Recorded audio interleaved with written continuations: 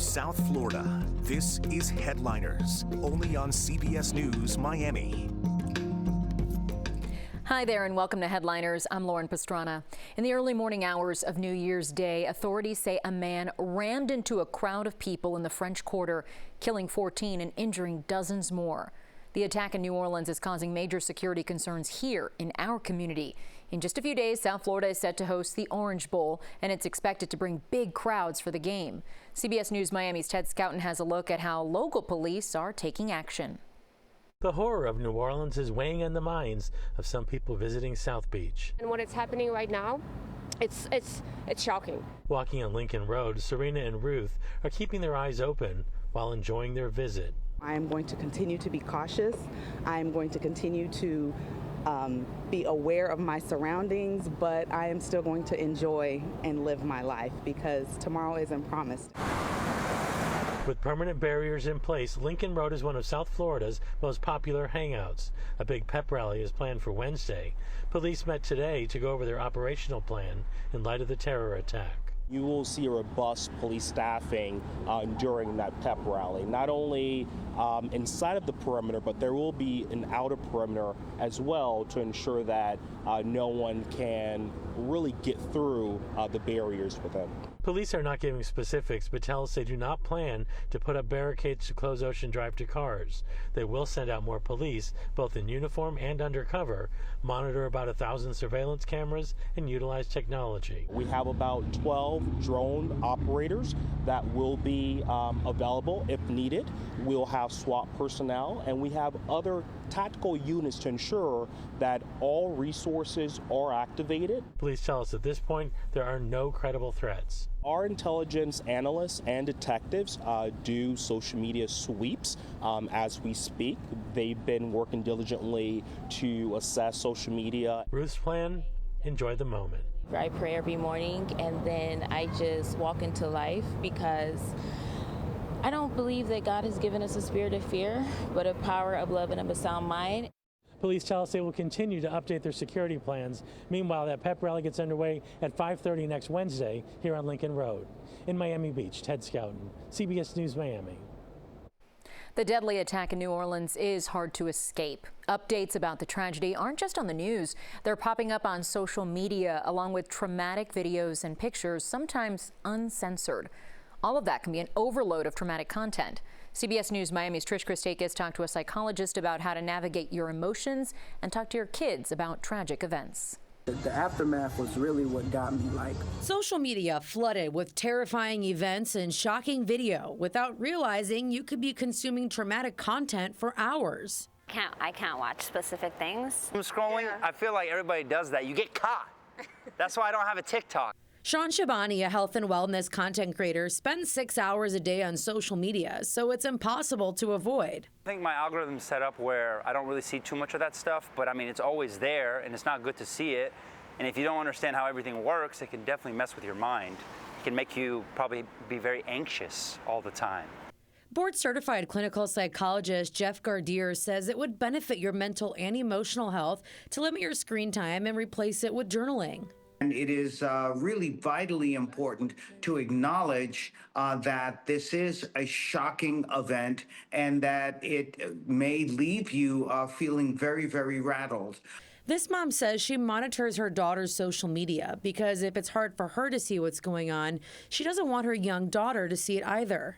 You have to find the right moment and the right balance, because then she'll be scared to go out. Kind of like your mental health and your mental well-being has to be in a specific type of place to receive those kind of messages, and I know that I'm not.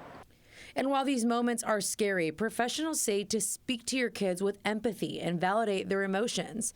And if you're scared to go out, I think it's important for people to not stop their lives. Now, of course, it's absolutely normal for people to be really anxious and fearful about traveling now. Absolutely, that we're not alone.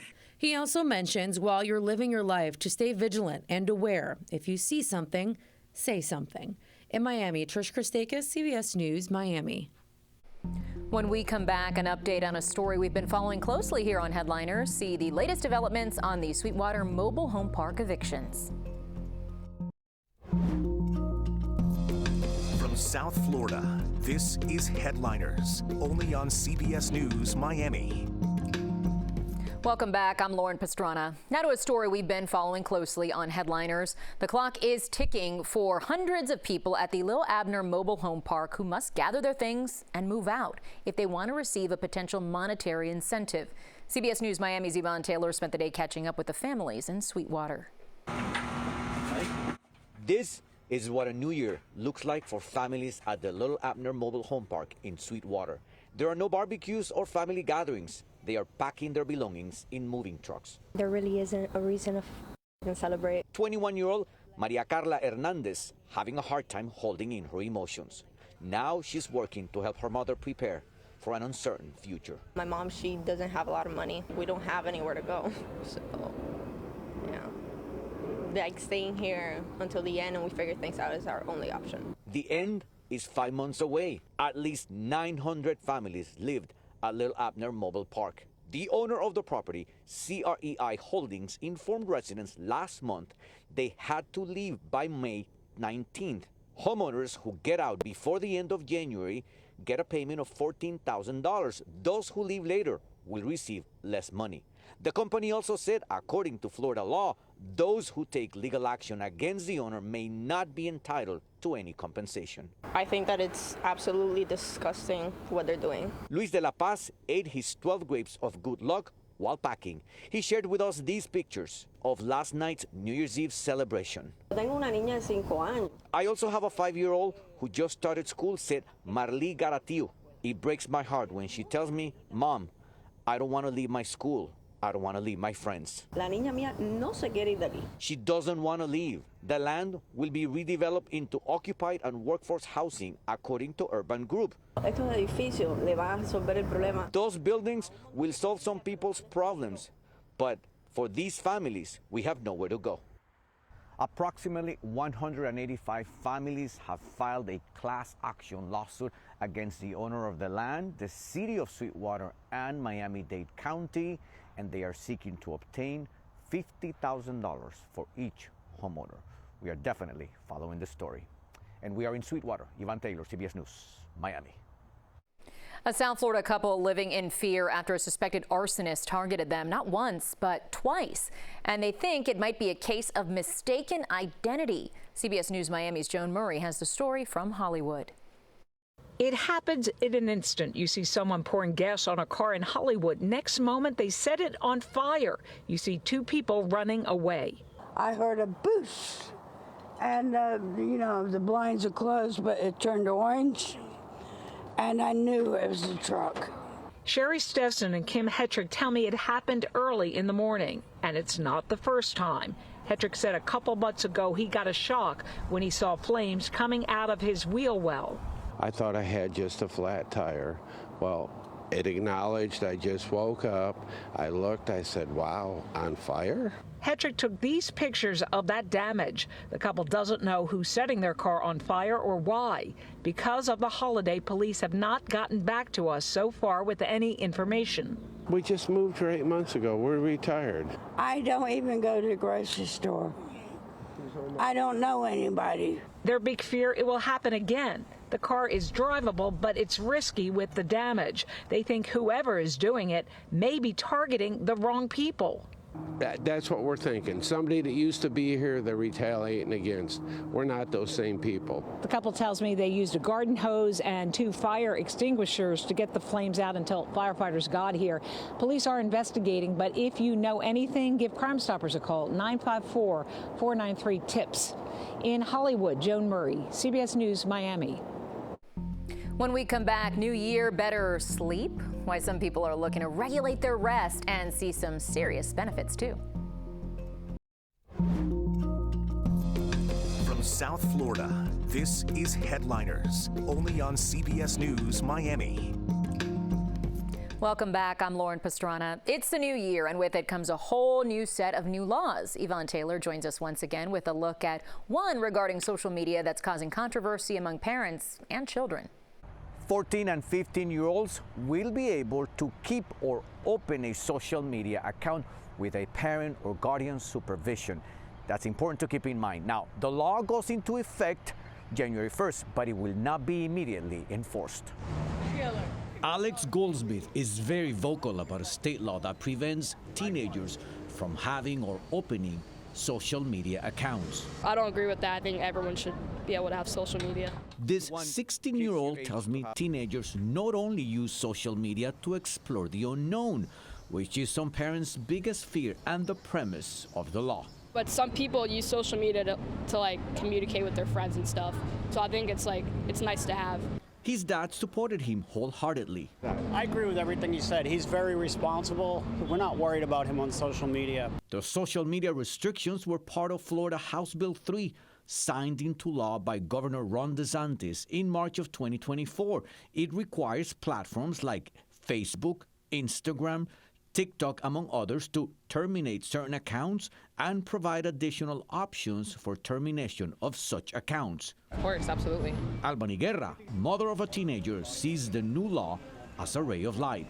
She's against it, but like all teenagers, they find a way. She encourages ongoing supervision, especially because social media companies may not immediately kick teenagers off their platforms. In fact, the state will not legally enforce the law until at least February, because there are 2 lawsuits challenging the constitutionality of the restrictions. I'm 17, and I get how parents, adults would get that 14-year-olds don't have to be on social media.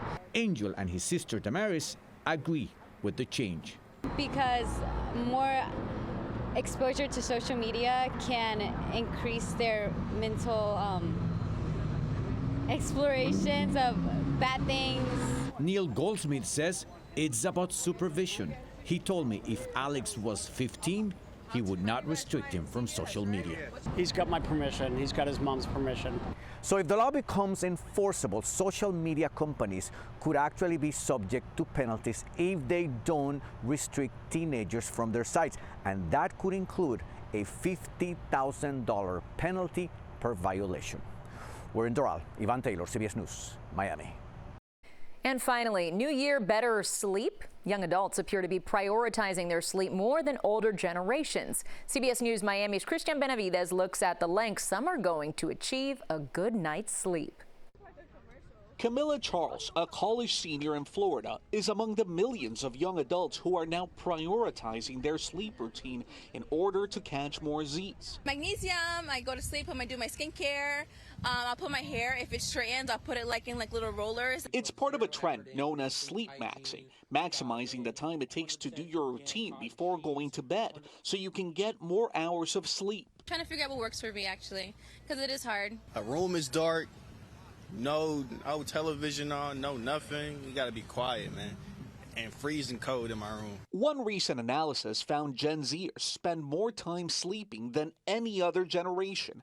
That same survey showed they also spent more time exercising and prioritizing self-care than others. You just want to make the quality better, which is a good thing. So it's a concept of health versus illness. Optimizing your health versus not the absence of illness. So same thing with sleeping. Even though they may be considered good sleepers overall, they want to make their sleep even better yet. While Gen Zers may be prioritizing sleep, a survey of all Americans found a majority, 57%, said they would feel better if they got more sleep. The American Academy of Sleep Medicine recommends 7 or 8 hours. I slept so good. On social media, some young people are going as far as taping their mouths shut, along with using nostril expanders. A lot of things people do that are not necessarily evidence-based. Dr. Rafael Pelayo with Stanford University warns against obsessing over those popular sleep trackers on smartphones. And if you're having trouble sleeping, it's best to consult your doctor. Christian Benavidez, CBS News, Miami. Taking notes over here. Thanks for joining us this half hour on Headliners. As always, keep it right here to CBS News Miami for up-to-the-minute breaking news and weather 24 hours a day. Make it a great one.